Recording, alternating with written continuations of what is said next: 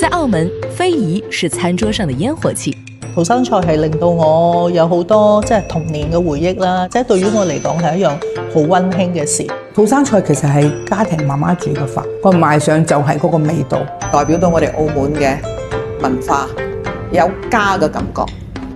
而家係上機先食㗎嘛，我哋好多人會識嘅葡國雞啊、免治豬肉啊，或者大雜燴啊，土生葡菜止唔止得呢10款、30款？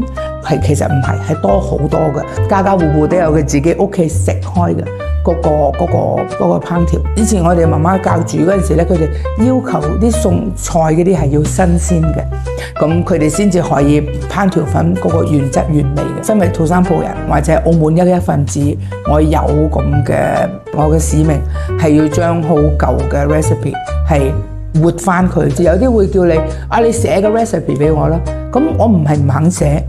但係我唯一嘅要求就係話你同我煮一次，你同我去買一次餸，因為我都係咁樣學嘅。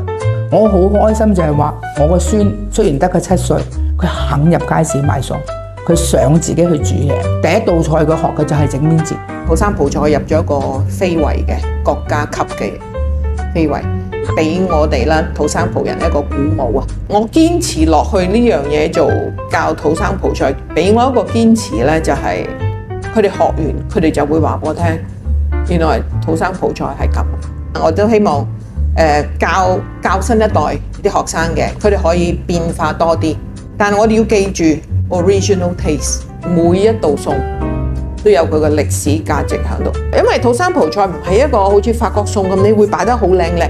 屋企食飯邊度會擺得好靚嘅啫？以前只有食飽屋企人，一家人食飽就得㗎啦。要求佢哋返屋企煮飯俾屋企人食。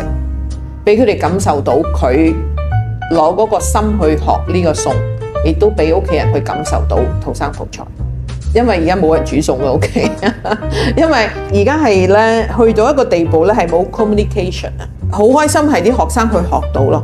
澳門土生葡菜其實就係東西文化交匯嘅一個好重要嘅象徵啦。咁我哋亦都係澳門土生葡菜嘅保護單位啦。我哋已經有一個系統啦，一個幾健全嘅一個系統咁樣去做。咁當然教育培訓一定係行先嘅。我哋都會揾一啲唔同嘅土生葡人嘅家庭嚟直接去教我哋咯，咁個精髓就可以保存得到咯。咁除此之外咧，其實我哋喺教學餐廳，咁有一多就嚟失傳嘅，咁我哋就救翻佢。我就揾咗啲師傅啦，去睇翻啲舊嘅食譜啦，咁我哋就將呢一樣嘢呈現翻出嚟。